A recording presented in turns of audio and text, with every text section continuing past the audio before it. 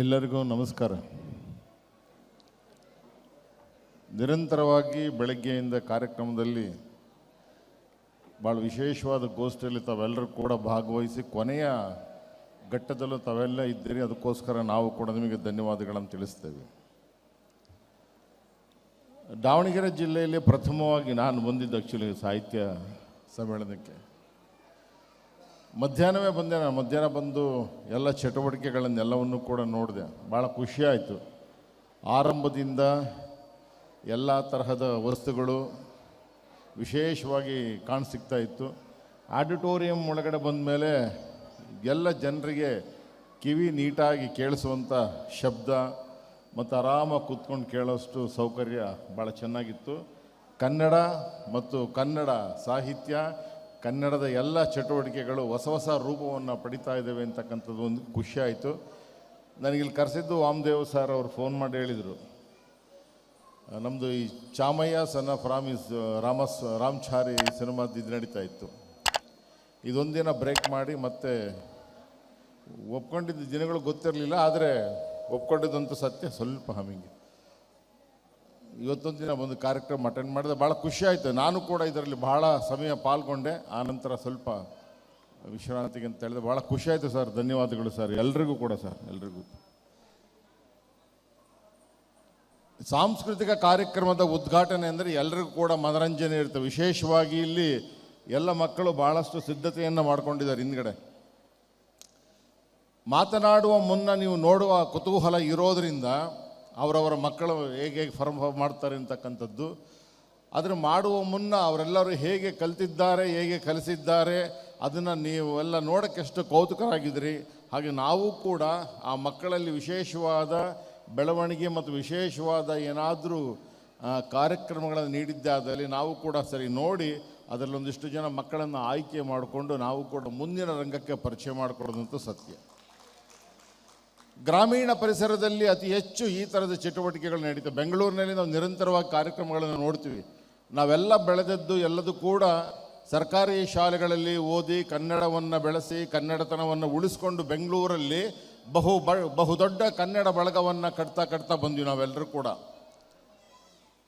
ಎಲ್ಲ ದೊಡ್ಡ ದೊಡ್ಡ ಕನ್ನಡದ ಹೋರಾಟಗಾರರು ಕನ್ನಡವನ್ನು ನಾವೆಲ್ಲ ಕೈ ಎತ್ತಿ ಹಿಡಿದಿದ್ವಿ.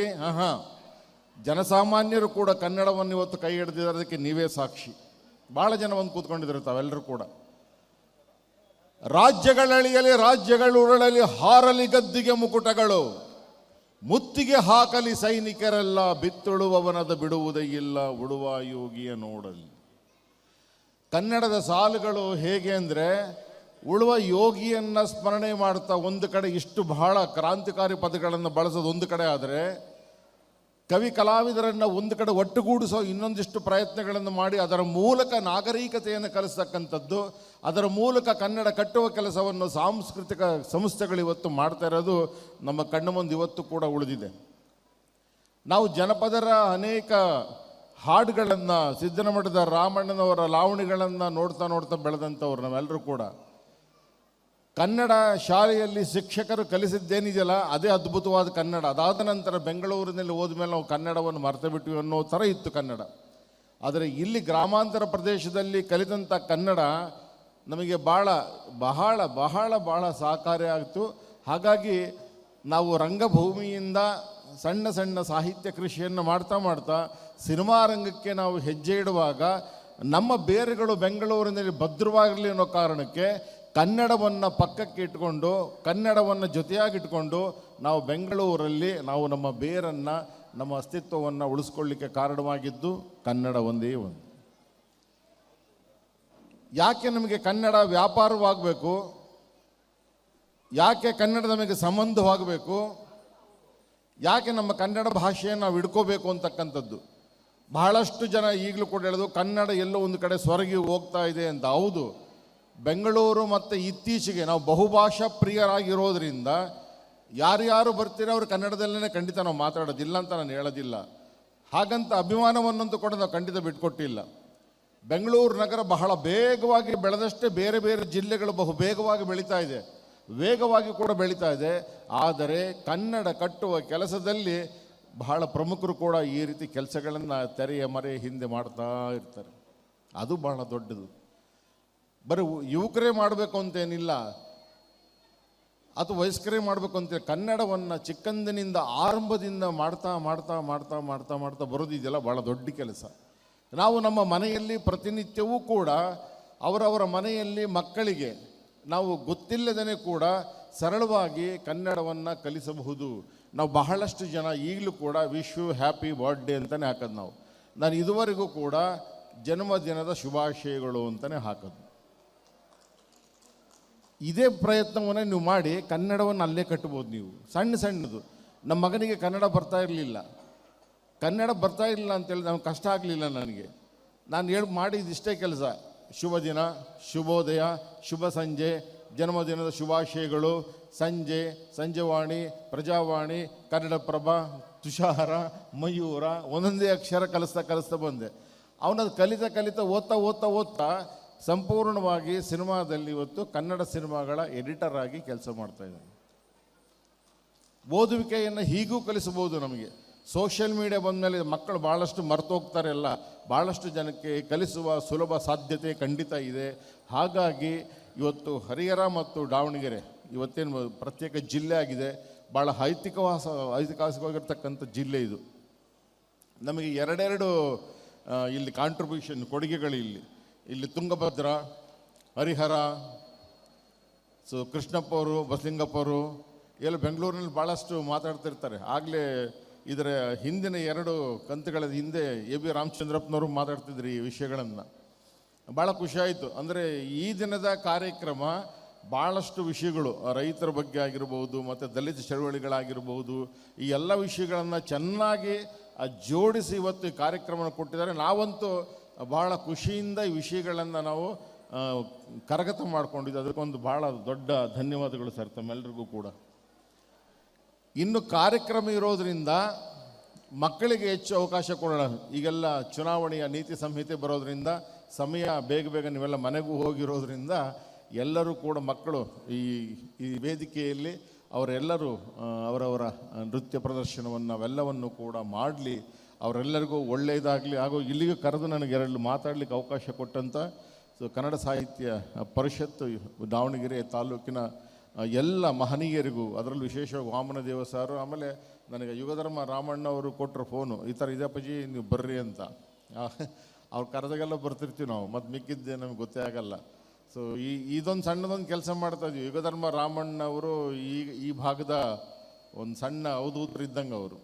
ಅವರ ಎಲ್ಲ ಸಾಹಿತ್ಯಗಳನ್ನು ಒಂದು 5 ಸಂಪುಟಗಳಾಗಿ ಪ್ಲಸ್ ಇನ್ನೊಂದು ಸೇರಿ 6 ಸಂಪುಟಗಳಾಗಿ ಪುಸ್ತಕವನ್ನು ಅದನ್ನು ಶೀಘ್ರದಲ್ಲೇ ಬಿಡುಗಡೆ ಮಾಡಬೇಕು ಅಂತ ತೀರ್ಮಾನ ಮಾಡಿ ಅದರ ಮುದ್ರಣಗಳೆಲ್ಲವೂ ಮುಗೀತು. ಅದನ್ನು ಬಿಡುಗಡೆ ಮಾಡಬೇಕು. ಇದರಿಂದ ಕನ್ನಡ ಲೋಕಕ್ಕೆ ಯುಗಧರ್ಮ ರಾಮಣ್ಣನವರ ಸಾಹಿತ್ಯ ಕರ್ನಾಟಕದಲ್ಲಿ ಉಳಿಬೇಕು ಅನ್ನೋಕ್ಕೆ ಕನ್ನಡದ ಒಂದು ಸಣ್ಣ ಕೆಲಸವನ್ನು ನಾವು ಖುಷಿಯಿಂದ ಮಾಡ್ತಾಯಿದ್ವಿ.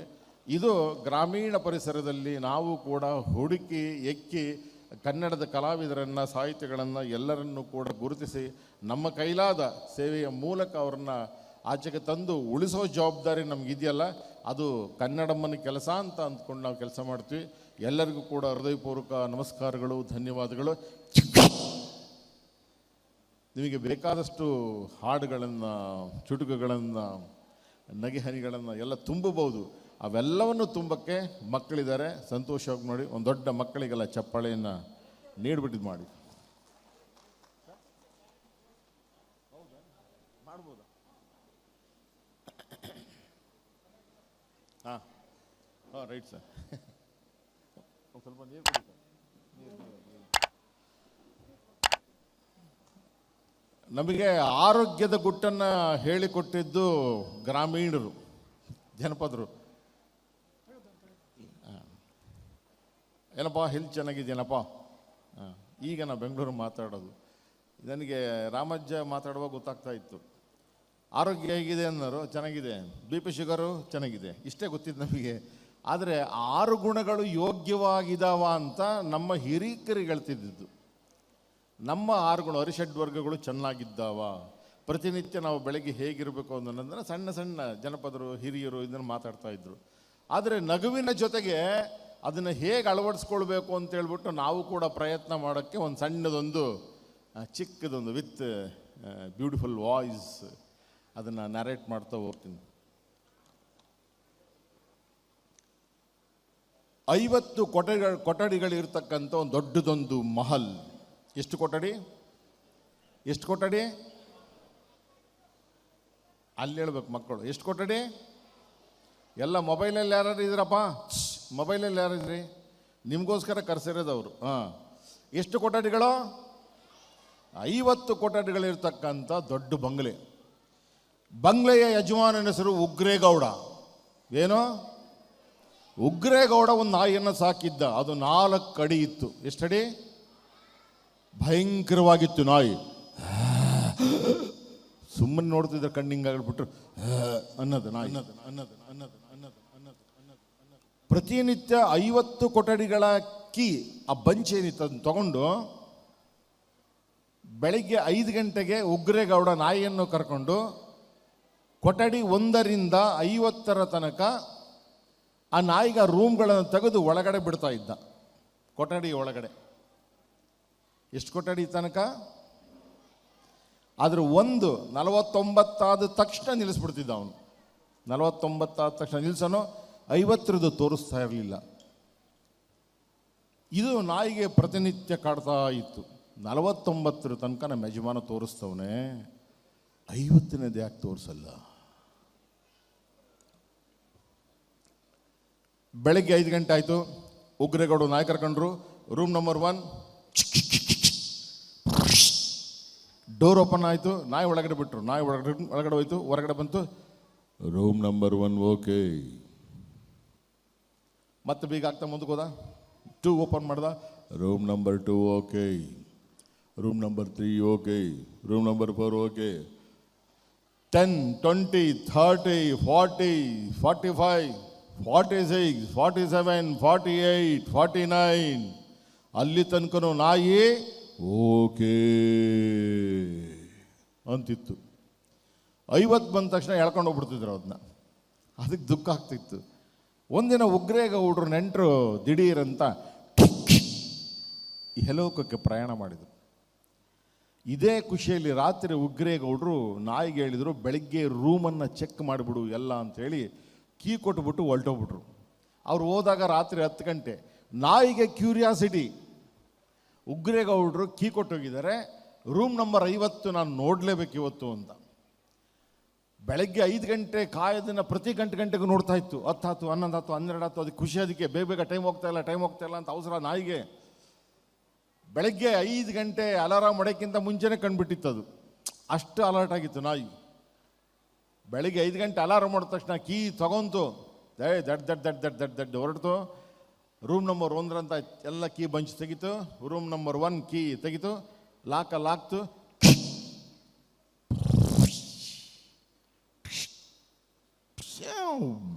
ಒಳಗಡೆ ಹೋಗಿ ನೋಡ್ತು. Room number 1 okay.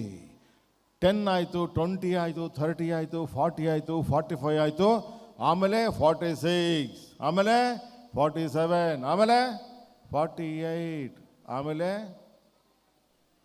ಎಷ್ಟು? 49. ಕನ್ನಡ ಸಾಹಿತ್ಯ ಪರಿಷತ್ತು 49 ತನಕ ನೋಡ್ತು. ಅಲ್ಲಿ ಕ್ಲಿಯರ್ ಆಯಿತು. 50ನೇದು ಬಂದ ತಕ್ಷಣ ಗಾಬರಿ ಆಯಿತು. ಯಜಮಾನರು ಇದುವರೆಗೂ ತೋರಿಸದೇ ಇರತಕ್ಕಂಥ ಕೊಠಡಿ ಒಳಗೆ ನಾಯಿಯ ಪ್ರವೇಶ. ಆದರೂ ಕೂಡ ಯಜಮಾನ ಪರ್ಮಿಷನ್ ಕೊಟ್ಟಿಲ್ಲ. ನಾಯಿಗೆ ನಿಯತ್ತಿತ್ತು. ಆ ನಿಯತ್ತನ್ನು ಮೀರಿ ಕ್ಯೂರಿಯಾಸಿಟಿ, ಕುತೂಹಲ, ಹೋಗಿ 50 ಬೀಗ ತೆಗೆದು ಅದಕ್ಕೆ ಹಾಕಬೇಕಾದ್ರೆ ನಡ್ಕತ್. ಆದರೂ ಬಿಡಲಿಲ್ಲ. ಧೈರ್ಯ.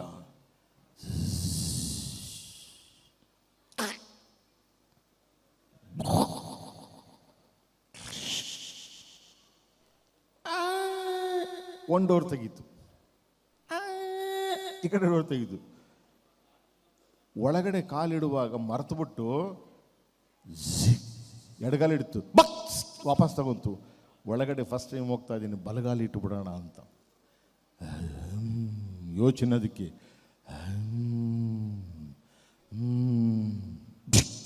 ಇಡ್ತು ಒಳಕ್ಕೆ ಒಂದು ಕಾಲು. ಆಮೇಲೆ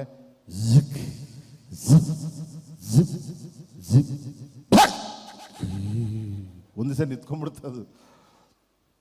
ಯೋಚನೆ ಮಾಡ್ತು ಏನು ಅಂತಂದರೆ ಎದುರುಗಡೆ ನಿಂತ್ಕೊಂಡು ನೋಡಿದ ತಕ್ಷಣ ಅಂತ ಇದು ಶುರು ಹಚ್ಕೋತು. ಎದುರುಗಡೆ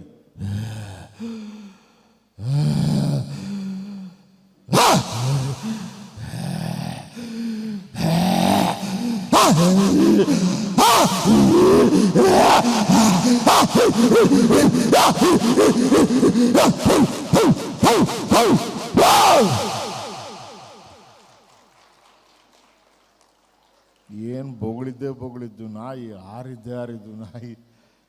ಸುಸ್ತಾಗ್ಬಿಟ್ಟು ಜಿಗಿದು ಒಂದೇ ಸರಿ ಕುಸಿದು ನೆಲಕ್ಕೆ ಬಿತ್ತು. ಎಲ್ಲ ಕಂಪ್ಲೀಟ್ ಜಿಗಿದಿರೋದಕ್ಕೋಸ್ಕರ ಎಲ್ಲ ಕಂಪ್ಲೀಟ್ ಸುಸ್ತಾಗಿದೆ, ಕೆಳಗಡೆ ಬಿದ್ದಿದೆ.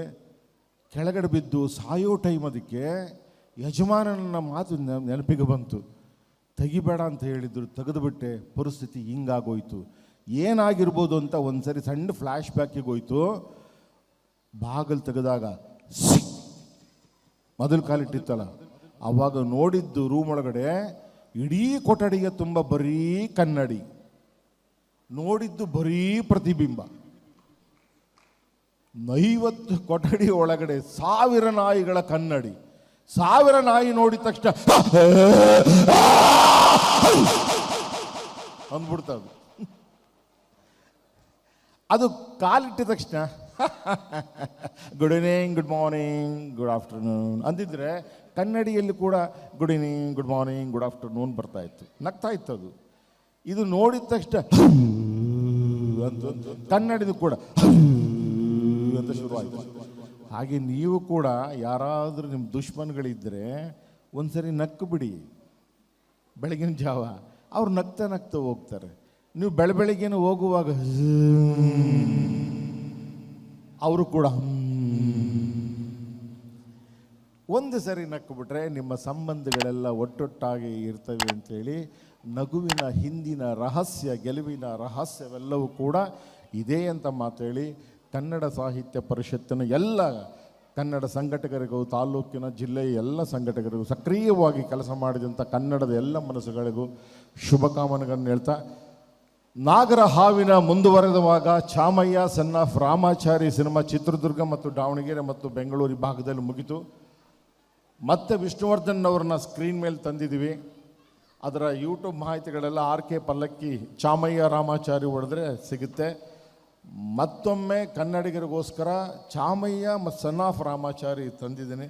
ಆ ಸಿನಿಮಾ ಮತ್ತು ಅದರ ಟೀಸರನ್ನು ತಾವೆಲ್ಲರೂ ಕೂಡ ನೋಡಿ ಅಂತೇಳಿ ತಮ್ಮೆಲ್ಲರೂ ಕೂಡ ಶರಣಾರ್ಥಿಗಳು, ನಮಸ್ಕಾರಗಳು, ಧನ್ಯವಾದಗಳು.